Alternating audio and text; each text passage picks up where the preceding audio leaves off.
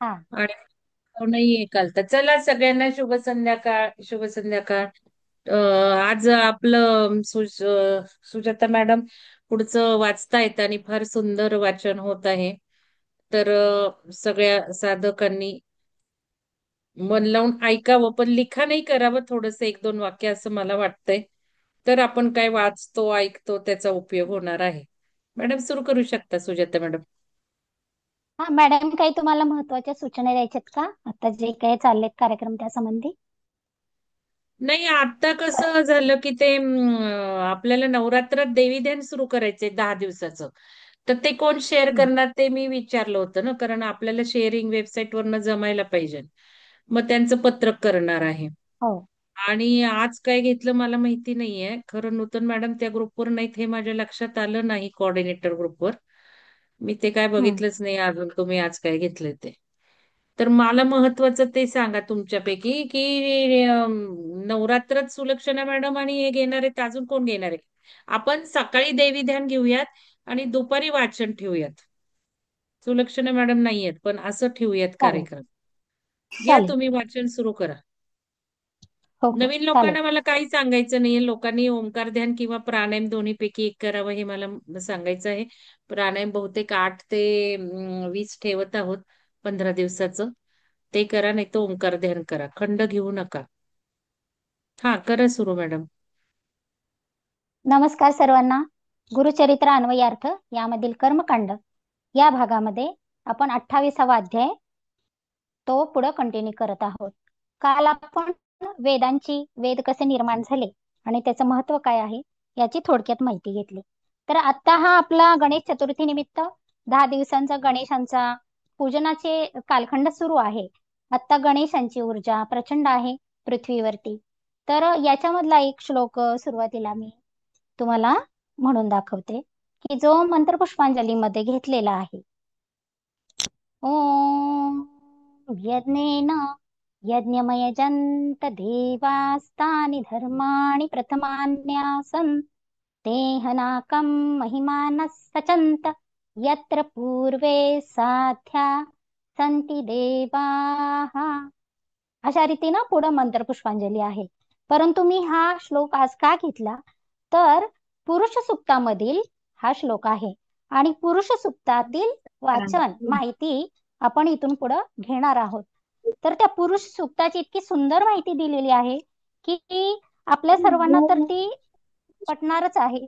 आणि आपल्याला मॅडमनी यातल्या बऱ्याच गोष्टी ध्यानाच्या माध्यमातून शिकवलेल्या आहेत.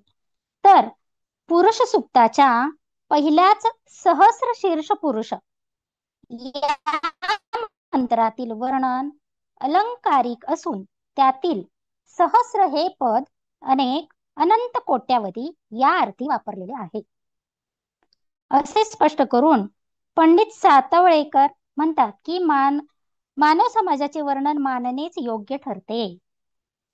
म्हणजे अनंत मस्तके, बाहू, पोट आणि पाय ज्याला आहेत असा हा मानव समाज रूपी एक पुरुष आहे.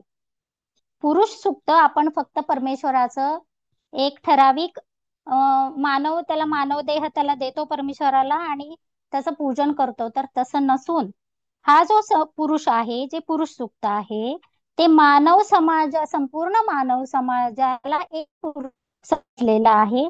आणि या संपूर्ण समाजाचे जे काही अनंत वेगवेगळे जे भाग आहेत ते इथं वर्णन केलेले आहेत. या पृथ्वीवर सर्वत्र आहे.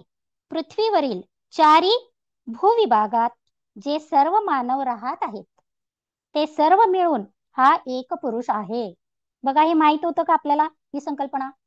सर्व मिळून एकच शरीर आहे. सर्व मानव समाजाचं शरीर हे एकच आहे. म्हणजे सर्व मानवांना आम्ही सर्व एक शरीराचे भाग आहोत असे वाटावयास हवे आणि त्यांनी तसा व्यवहार केला पाहिजे. नुसतं वाटून उपयोग नाहीये. तर आपण सर्व मानव हे सर्वांचं शरीर एक आहे आणि हा सर्व समाज म्हणजे एक पुरुष आहे, हे असे वाटून आपण तसा व्यवहार केला पाहिजे असा वेदांचा उपदेश आहे. बघा, वेदांनीच हे सांगितलेलं आहे. सहस्र शीर्षा पुरुषः भूमी सर्वत्र वृत्ता अत्यतिष्ठत. म्हणजे काय? हजारो मस्तकांचा हा पुरुष भूमीवर चारी बाजूनी घेरून राहिलेला आहे. हजार अवयवांचा एक पुरुष, एक शरीर आहे. म्हणून एक शरीराच्या आत ज्याप्रमाणे सर्व अवयवांचे सहकार्य असते, तितके सहकार्य पृथ्वीवरील मानवात असावयास पाहिजे. बघा, वेदांनी हे किती पूर्वी ठेवले. आपण खरे वेद कधी वाचलेले नाही, त्याचा अर्थ लक्षात नाही. तर असा वेदांचा उपदेश आहे. काय आहे? हजार अवयवांचा एक पुरुष, एक शरीर आहे. म्हणून एक शरीराच्या आत ज्याप्रमाणे सर्व अवयवांचे सहकार्य असते, तितके उत्तम सहकार्य पृथ्वीवरील मानवात असावयाला पाहिजे, असा वेदांचा उपदेश आहे. म्हणून आज पृथ्वीवर जे देश आहेत ते आपापसात भांडत बसले आहेत. त्यामुळे त्यांची भांडणे मिटून ते आपापसात उत्कट सहकार्य करतील याची शक्यताच आज तरी दिसत नाही. आज फक्त एका राष्ट्रात राहणाऱ्या मनुष्यात सहकार्य होणे शक्य आहे. आज एवढी प्रगती होण्यापर्यंत आम्ही पोहोचलो आहोत. जगाचे पुढारी अहिंसापूर्ण सहअस्तित्वाची भाषा बोलत आहेत. हे भविष्यकाळच्या प्रगतीचे सुचिन्ह आहे. असे म्हणून पंडित सातवळेकर पुढे म्हणतात, वेदांचा उपदेश पृथ्वीवरील सर्व लोकांसाठी आहे, हे आम्ही विसरू नये. परंतु आपल्या व्यवहारासाठी, आपणास समजण्यासाठी मानव समाजरूपी पुरुषाचे स्थानी राष्ट्रपुरुष या शब्दाचा आम्ही उपयोग करू. पण त्यामुळे कोणी असे समजू नये की वेदात फक्त राष्ट्रपुरुषाचेच वर्णन आहे. वेद तर अखिल मानव समाजामध्ये उत्तम सहकार्य असण्याचा उपदेश करीत आहेत. पण अजून पावे तो आम्ही तसे करू शकलो नाही. यासाठी राष्ट्रपुरुषापर्यंत सहकार्य व्हावे असे आम्ही म्हणत आहोत. ही आमची निर्बलता आहे. वेदाचा उपदेश तर संपूर्ण मानवजातीच्या सहकार्याचे ध्येय दाखवित आहे.